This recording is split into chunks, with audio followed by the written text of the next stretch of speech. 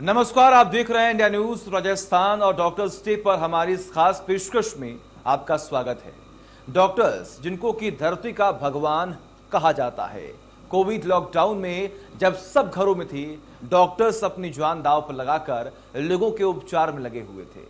कितने ही डॉक्टर्स ने लोगों की जान बचाते हुए अपनी जान गंवा दी। इस डॉक्टर्स डे पर इंडिया न्यूज राजस्थान उन तमाम डॉक्टर्स को सलाम करता है। भारत समेत पूरी दुनिया में कोरोना की तीसरी लहर को लेकर खौफ का माहौल है। दुनिया भर में अलग अलग वेरिएंट का कहर थमने का नाम नहीं ले रहा है। कोरोना वायरस के लेटेस्ट वेरिएंट डेल्टा प्लस से दुनिया चिंतित है। यह पहले की तुलना में 35 से 60% ज्यादा संक्रामक है। यह वैक्सीन तो शरीर के इम्यून सिस्टम को चकमा देने में भी माहिर है, जो इससे ज्यादा संक्रामक और खतरनाक बनाते हैं। इसी मुद्दे पर चर्चा करने के लिए विश्व प्रसिद्ध डॉक्टर्स का एक पैनल हमारे साथ जुड़ गया है।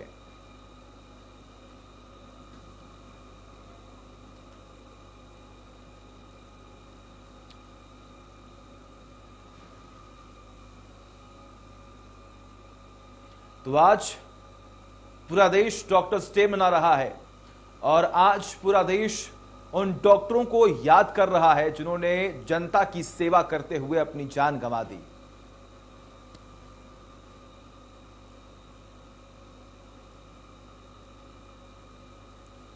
चलिए ग्राफिक्स के जरिए आज आपको जानकारी देंगे और समझाएंगे कि आखिर इस वक्त नेशनल डॉक्टर डे का इतिहास आखिर क्या है। डॉक्टर का हमारे समाज में एक अहम योगदान है, एक अहम रोल है और इसीलिए अगर हम बात करें तो आज धरती का भगवान जो है वो डॉक्टरों को कहा जाता है। देवदूत बनकर इस महामारी के दौर में वो सबके पास आए। हर साल भारत में 1 जुलाई को नेशनल डॉक्टर्स डे मनाया जाता है। साल 1991 में इस दिन को मनाने की शुरुआत केंद्र सरकार ने ही की थी। उनकी तरफ से, केंद्र सरकार की तरफ से यह फैसला लिया गया था कि 1 जुलाई को हम इस दिन जो है नेशनल डॉक्टर डे के तौर पर मनाएंगे। साल 1991 में इस दिन को मनाने की शुरुआत केंद्र सरकार की तरफ से की गई थी।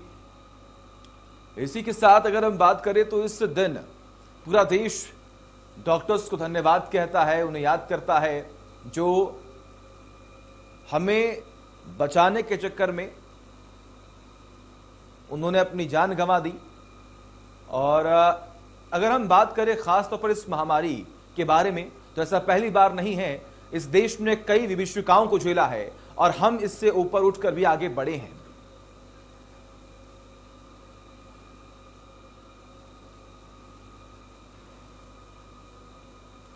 डॉक्टर विधान चंद्र रॉय की जयंती और पुण्यतिथि 1 जुलाई को ही मनाई जाती है। डॉक्टर विधान चंद्र रॉय देश के महान चिकित्सकों के रूप में माने जाते हैं। डॉक्टर विधान चंद्र रॉय पश्चिम बंगाल के दूसरे मुख्यमंत्री भी रहे हैं। इसके अलावा चिकित्सा विज्ञान के क्षेत्र में उन्हें भारत रत्न से सम्मानित भी किया गया था। डॉक्टर का हमारे समाज में एक अहम स्थान है। हर साल भारत में 1 जुलाई को नेशनल डॉक्टर्स डे मनाया जाता है।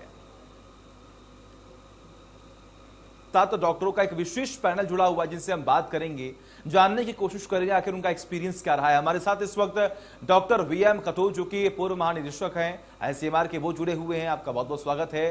पद्मश्री डॉक्टर रमन गंगाखेड़कर जुड़े हुए जो कि पूर्व प्रमुख वैज्ञानिक है आईसीएमआर के, और डॉक्टर दिनेश माथुर जो कि एचओडी जेएनयू अस्पताल जयपुर से हैं, वो भी जुड़े हुए हमारे साथ। इनसे बात करेंगे और उनके अनुभवों के बारे में जानने की कोशिश करेंगे। इस दिन जो डॉक्टर ने जो अच्छे काम किए हुए हैं, जिन्होंने जो है ना अपने सेक्रीफाइस किया हुआ है, उसके अंदर उनको लेकर के सम्मानित किया जाता है। वैसे अगर देखा जाए तो यदि कोई व्यक्ति यदि कोई बीमार पड़ता है तो बीमार पड़ते या तो वो हॉस्पिटल जाएगा या फिर वो मंदिर मस्जिद जाएगा, गिरजा घर में जाएगा, या फिर जाकर के कहीं किसी एस्ट्रोलॉजर से जो है वो स्टोन खरीदेगा या और कुछ करेगा, या फिर जाकर के कहीं आईसीयू के अंदर। तो यही हालत आज की तारीख में चल रही है और इस कोरोना महामारी से जो हम लोग सारे के सारे संत्रस्त हैं। और पिछले 2 साल के अंदर करीबन 1400 से ज़्यादा डॉक्टरों को कोरोना से संक्रमित होकर के उनकी मृत्यु हो चुकी है और इन सब के खिलाफ सरकार अच्छा कार्य कर रही है और वैज्ञानिक जो है हमारे अच्छे वैक्सीन की जो है इजाफा हुआ है। पिछले कुछ ही महीनों के अंदर अच्छी खासी वैक्सीन तैयार होकर के हो चुकी है। इन सब के ऊपर बात करने के लिए हमारे साथ में दो विशेषज्ञ आज मौजूद हैं, डॉक्टर कटोच एवं डॉक्टर गंगाखेड़। अगर वो कम रहती है तो हमारा जो हेल्थ सिस्टम्स है, चाहे सरकारी है या प्राइवेट है, वो इसमें वो अफरा तफरी नहीं फैलेगी और लोगों में फ्रस्ट्रेशन नहीं आएगी। लोगों में ये नहीं लगेगा मेरे को देखा नहीं गया, मैं मर गया, मेरा रिलेटिव कोई मर गया। तो अगर गिनती मेंटेन की स्पीड को हम अंकुश लगाए रखते हैं तो इसकी जो डर है, जो मौत का डर है, जो मॉर्बिडिटी का डर है, वो बड़ी आसानी से मैनेज हो सकता है। स्पीड के बारे में मैं डॉक्टर गंगाखेड़कर से पूछना चाहूंगा। एक सुपर स्प्रेडर जो कहते हैं हम लोग, सुपर स्प्रेडर जो डॉक्टर गंगाखेड़कर आप बता रहे हैं, सुपर स्प्रेडर क्या है? कितने ये लोग बाग अपने आप कंट्री में सुपर स्प्रेडर होंगे? और जो एक बात करते हैं कि सब ये सब जो है ना वो सारा वायरस इनके साथ में है, वायरल लोड है, इसके बारे में आप कुछ बताएं। देखिए, सुपर स्प्रेडर यानी क्या होता है? सुपर स्प्रेडर यानी समझ लीजिए जो हम R0 करके एक वैल्यू देख रहे थे कि जो 1 से 2 के बीच में है, कभी 2.5 तक गई, तो इसका मायना क्या था? एक इंसान की वजह से और 1.5 या 2 लोगों को जब इन्फेक्शन होता है उसको हम R0 की एक पक्की वैल्यू बोलते हैं। ये तो आम होती है। लेकिन अगर सुपर स्प्रेडर कौन होता है? सुपर स्प्रेडर यानी एक इंसान से समझ लीजिए 8-10 लोगों को एकदम बीमारी लग गई। तो इसका मायना क्या हुआ कि ये इंसान के बहुत ज्यादा लोगों के साथ या तो संपर्क आया है, उसकी वजह से फैल रहा है, या उसके शरीर में विषाणु की संख्या ज्यादा है। तीसरी बात, उसकी खुद की मोबिलिटी, वो खुद समाज में ज्यादा फिर रहा है, उसकी वजह से उसके संपर्क में बहुत सारे लोग आ रहे हैं।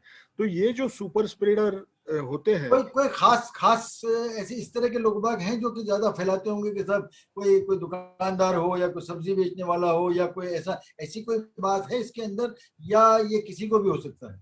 नहीं, ये बात सही है कि इसमें दुकानदार होगा या तरकारी बेचने वाला आदमी होगा, या बस में जो जब हम घूमते हैं तो उसमें समझ लीजिए बस का कंडक्टर होगा या रिक्शा तो का मालूम कैसे ड्राइवर पड़ेगा? होगा। तो मालूम कैसे मालूम पड़ेगा? नहीं रहेगा। ये हमको एक समझना है कि हमको देख के पता नहीं चलता है। तो अगर तो देख के हर पता नहीं इंसान चलता है ने तो हमारे को सबको मास्क तो लगा के रखना है ही है। बिल्कुल रखना है, कोविड एप्रोप्रिएट बिहेवियर का पालन करते ही जाना है। वो अगर नहीं किया तो हम ना तो उसको पहचान सकते हैं, खुद को बीमारी लगने का डर बढ़ेगा। दूसरी बात हमको याद रखना है कि सुपर स्प्रेडिंग इवेंट हमने जैसे पहले बताया, वो उस वक्त होते हैं कि जब मेरा ज्यादा लोगों के साथ संपर्क आएगा। कोई शादी होगी, या कहीं मैं स्कूल में गया, बहुत सारे बच्चे हैं वहाँ, या मैं शायद कोई फंक्शन को गया, पॉलिटिकल रैली होगी, उस समय मैं ज्यादा लोगों के संपर्क में आता हूँ, सेफ डिस्टेंस रख नहीं पाता हूँ, तो वो इवेंट्स को भी सुपर स्प्रेडिंग इवेंट बोलते हैं। और जो इंसान होता है जो फैलाता है उसको सुपर स्प्रेडर बोलते हैं। इस बार का जो लॉकडाउन है और पिछले बार के जो लॉकडाउन है उसमें कुछ फर्क नजर देखने को आया, उसके बारे में आप कोई कमेंट करना चाहेंगे सर? क्योंकि इस बार जो है इतनी ज्यादा सख्ती या नहीं थी या स्टेजेस में था, और कई कई कंट्रीज में तो देखा कि सब कहीं न किसी ने लॉकडाउन किया है या नहीं किया है, उसके बारे में क्या कहना चाहेंगे? नहीं, सख्ती करने के लिए हमको एक चीज समझना चाहिए। पहली बार जब हमने लॉकडाउन लगाया उस टाइम उसका ऑब्जेक्टिव अलग था कि वो चाइना में से या ऐसे देशों में से जहां ये विषाणु फैल चुका है वहां से अपने देश में ना आ जाए, इसलिए वो सख्ती से यानी इतने लंबे समय तक रखने की नौबत आ गई। लेकिन हमको फर्स्ट वेव में पता चला कि वो चारों तरफ फैल चुका है। अब सेकंड वेव में जब आप लॉकडाउन लगाने जाएंगे तो पूरा की पूरा देश बंद करना ये तो मुनासिब नहीं था, क्योंकि उससे कुछ फायदा भी नहीं होना था। तो हमको एक ही करना था, कैलिब्रेटेड लॉकडाउन, यानी जितनी छोटी जगह जहां ज्यादा केसेस दिखाई दे रहे हैं वहां के वहां वो लोगों को उनकी मोबिलिटी कम करना, घर के बाहर आने न देना, उनको आइसोलेट करना, ये एक ढंग होगा। यानी जैसे कोई फ्लैट में 3-4 लोग दिखे या कोई बिल्डिंग के अंदर बीमारी वाले पेशेंट दिखे तो वो बिल्डिंग को सील करना, ये ढंग सही था। क्योंकि हमको एक याद रखना है कि सेकेंड वेव का मकसद ये बीमारी जिसको तो रोकना तो था ही था, लेकिन जो उसकी वजह से जो हमारी इकोनॉमी होती है उसके ऊपर भी ज्यादा असर नहीं होना है, ये भी हमको करना था। मतलब काम तो काम भी दोनों चालू रखना है, लेकिन सावधानी के साथ में काम चालू रखना है। मैं डॉक्टर कटोच साहब से पूछना चाहूंगा कि हमारे देश के अंदर करीबन 12.5 लाख से ज्यादा एलोपैथिक डॉक्टर हैं, 7-8 लाख से ज्यादा जो है आयुर्वेदिक, होम्योपैथिक, ये सारे फिजिशियंस हैं। ये सब मिलकर के ये सब के सब जो है ना कोरोना के कार्य में इसमें लगे हुए हैं। तो क्या क्या तो सरकार को एक्शन लेना चाहिए, या क्या है कि वो सब सही चल रहा है, नहीं चल रहा है, या उसके अंदर कहीं कुछ आप सुझाव देना चाहेंगे? ये इसके में माधुर साहब, ये सरकार ने तो जो करना था उन्होंने कर लिया। उन्होंने तो डॉक्टरों को ट्रेनिंग दे दिया, जो यहाँ पे इंफ्रास्ट्रक्चर को इम्प्रूव कर सकते थे वो किया, और शायद उनको आगे भी करना है। जो सप्लाईज हैं, जो दवाइयों की सप्लाईज हैं, ऑक्सीजन की हैं और बाकी एम्यूनिटीज हैं, उनको टाइम से लोगों को डिस्ट्रीब्यूट करके हर जगह उपलब्ध कराना, और चोर बेजारी ना हो। आई थिंक ये जो पैनिक टाइप की रिएक्शंस जिसमें कि गड़बड़ करते हैं बाकी लोग, उसको कंट्रोल करना सरकार का मेन दायित्व है। और सरकार का जो एक चीज और माधुर साहब, जो एक और चीज है वो है कि ये बड़े फंक्शंस नहीं परमिट करना, उसके लिए डेटरेंट पनिशमेंट होनी रखना, वो सरकार का दायित्व है। ये कहें कि हमारी जिम्मेवारी नहीं है, वो गलत बात है, उनकी है। तो अच्छा, अब लेकिन उसके लिए प्रैक्टिकलिटी है कि वो इतनी हर जगह गवर्नमेंट के पास मशीनरी नहीं है, इतने ह्यूज नंबर ऑफ पुलिसमैन नहीं है हमारे पास। तो उसके लिए जो रोपिन है, जो स्ट्रेटेजिकली जो आपके लीडर्स हैं, चाहे वो पंचायती राज के हों या एमएलए एमपीज हों, इनकी और दूसरे इलेक्टेड लोग हों, इनके ऊपर जिम्मेवारी डालना, इनको इनको इनको दैट मींस कि वो they are part, they take care of that area actually, क्योंकि इनके कहने से वैसे ही फर्क पड़ जाएगा बहुत ज्यादा। और साथ में फिर पुलिस जितनी लिमिटेड चाहिए उसको डिप्लॉय कर लीजिए, लेकिन या वॉलंटियर फोर्स बना लीजिए उस पीरियड के लिए। तो वो मैकेनिज्म्स रखनी है इनको, ताकि कि भीड़ इकट्ठी नहीं हो। और ये जो 20 लाख डॉक्टर्स की बात कर रहे हैं, ये अपना काम कर रहे हैं अभी भी, और कल भी कर पाएंगे। बस बेसिक चीज उनको यही है कि जैसे जो जानकारी जिस चीज की बढ़ रही है, जैसे इंप्रूवमेंट हो रही है, वो उनको शेयर की जाए। जैसे राजस्थान ने तो बड़े, मैं यहाँ का जो देखा बड़े सिस्टमेटिकली किया है, सीएमसी बेल्लोर ने। तो मैं एसएमएस के उदाहरण देख रहा हूँ, यहाँ कई दिन से मैं फॉलो कर रहा हूँ, भंडारी साहब की कई मीटिंग मैंने अटेंड करी है। तो इन्होंने जैसे बोर्ड क्रिएट कर दिए, वो सारी multi speciality, they deal with one thing at A time, ठीक है। अच्छा, इवन म्यूकरमाइकोसिस को देखने के लिए, दूसरी कॉम्प्लिकेशन को देखने के लिए, तो उसमें से जो न्यू नॉलेज निकलता है, मतलब don't depend upon the text book knowledge, और जो मिनिस्ट्री ने बोला वही लास्ट वर्ड है, जो एम्स ने बोल दिया वही आखिरी वर्ड है, वो नहीं चाहिए अभी। अगर कामयाबी करनी चाहिए तो लोकल नॉलेज चाहिए, क्योंकि जैसे यहाँ पे भी माधुर साहब 90% लोग जो जिनमें म्यूकरमाइकोसिस फैली, देखिए उसमें से 30% कभी हॉस्पिटल ही नहीं गए थे, ठीक है। दैट मीन वो कॉलोनाइजेशन है उनके अंदर, ठीक है। अच्छा, और उसके 50% ऐसे थे जिनको कभी ऑक्सीजन टाइप की कोई चीज लगी नहीं, ठीक है। No intervention, still they got it, ठीक है। अच्छा, तो और 90% of them were diabetic, that is one common denominator. Steroid भी उसमें 1/3 को मिले कुल, ठीक है। तो जो बाकी विलेन है, वो विलेन का रोल थोड़ा थोड़ा है।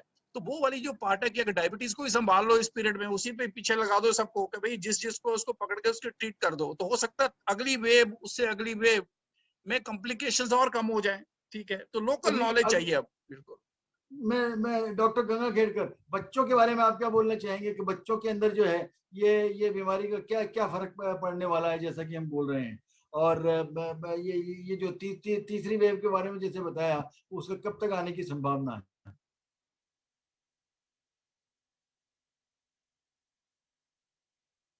Doctor doctor doctor doctor Ganga Khedkar का कनेक्शन हमारे से टूट गया। मैं डॉक्टर कटोच साहब से पूछना चाहूंगा, तीसरी वेव के बारे में आपने बतला दिया है, लेकिन बच्चों के बारे में अभी नहीं। देखिए, बच्चों के बारे में जो कंसर्न है वो वाजिब है एक्चुअली, क्योंकि लगता है कि जैसे आपकी इम्यूनिटी एल्डर्स में बढ़ गई, तो बच्चे may be the next predisposed group actually, और उनमें इस वाली सेकंड वेव में बच्चों में प्रॉब्लम आई भी है। लेकिन कितनी उतनी भयंकरता से आएगी कह नहीं सकते, लेकिन ये कि उसको इग्नोर करना सही नहीं है। चलिए, ये जो लगातार डिस्कशन है ये आगे भी जारी रहेगा, लेकिन वक्त एक छोटे से ब्रेक का।